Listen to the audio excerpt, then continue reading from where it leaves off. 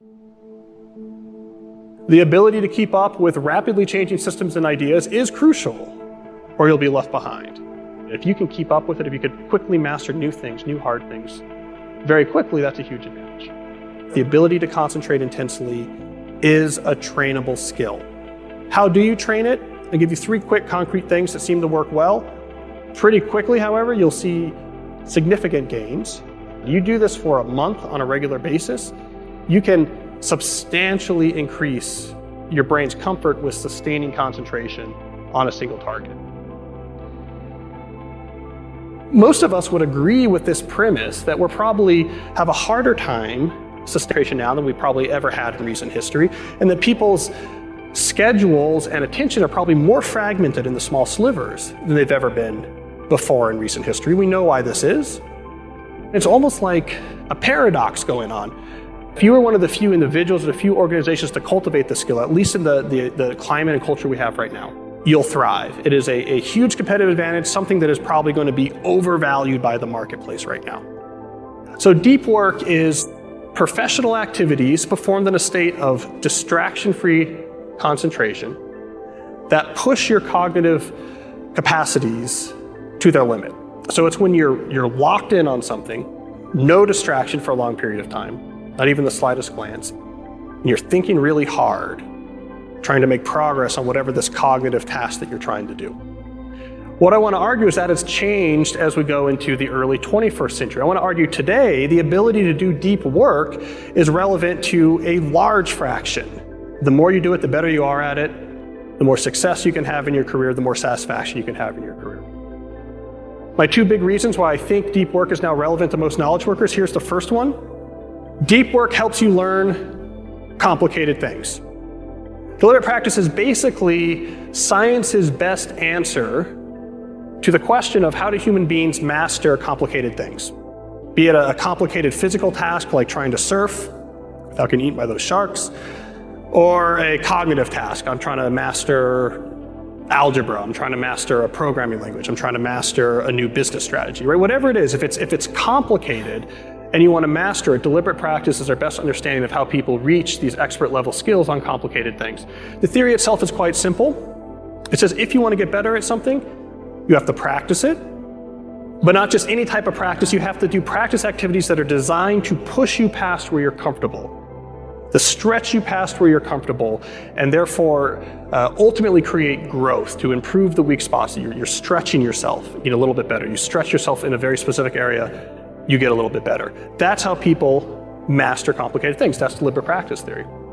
So the more comfortable you are with deep work, the more comfortable you are falling into a state of intense concentration, the easier time you will have mastering complicated things. Well, we know in an increasingly competitive knowledge economy, the ability to keep up with rapidly changing systems and ideas is crucial, or you'll be left behind.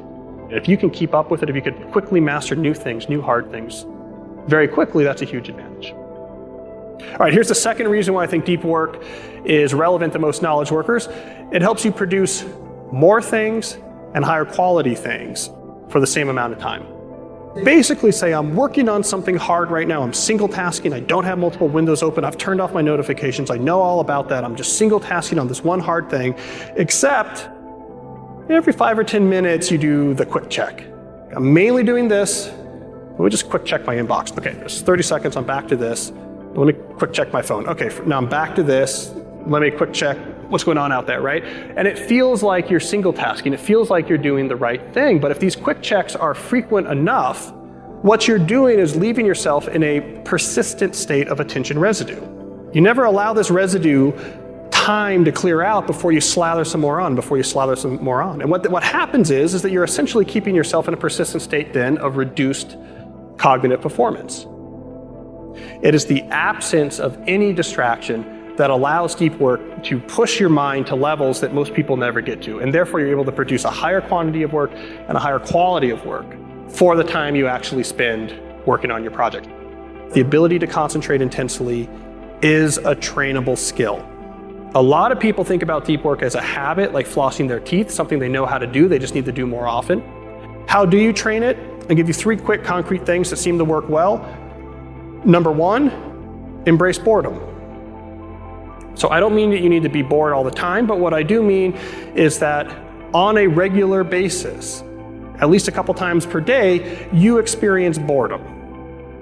By which I mean technically, you feel a craving for novel stimuli and you don't satisfy that craving. You just stand there bored. You're in line, you just stay in line without pulling out the phone. Your friend goes up at dinner to go to the bathroom, you just sit there at the table and are bored without giving yourself some stimuli. What has happened in the era of the smartphone is that for the first time in human history, we actually have the capacity to completely eliminate boredom from our life. Because of the smartphone, you can go through your entire day without ever feeling the sense of, oh, I'm bored, I want some novel stimuli. You can always deliver that to yourself through a smartphone. The reason this is a problem for deep workers is that builds up over time a very strong association. It's almost like a Pavlovian connection. Your brain learns boredom, stimuli, boredom, stimuli. So a key foundation to succeeding with deep work is to break this Pavlovian connection. And the best way to do it is just to experience on a regular basis, not all the time, but on a regular basis, boredom where you just remain bored.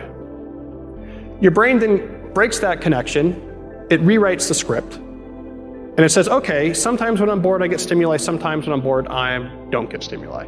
Sometimes I do, sometimes I don't.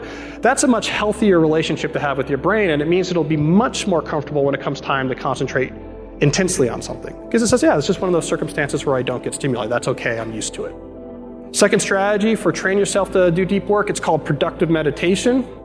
Incredibly effective. You take a professional problem, you go for a walk. I don't know why it needs to be walking, but it does. It works better than sitting, it works better than running. Walking seems to be the optimal activity here. While you're walking, you try to make progress on this problem just in your head. As in mindfulness meditation, when you see your attention is wandering from the problem, is thinking about some email you need to send or what's coming up next, you just notice that and bring it back to the problem. Wanders again, notice that, you bring it back to the problem.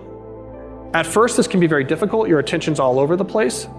Pretty quickly, however, you'll see significant gains.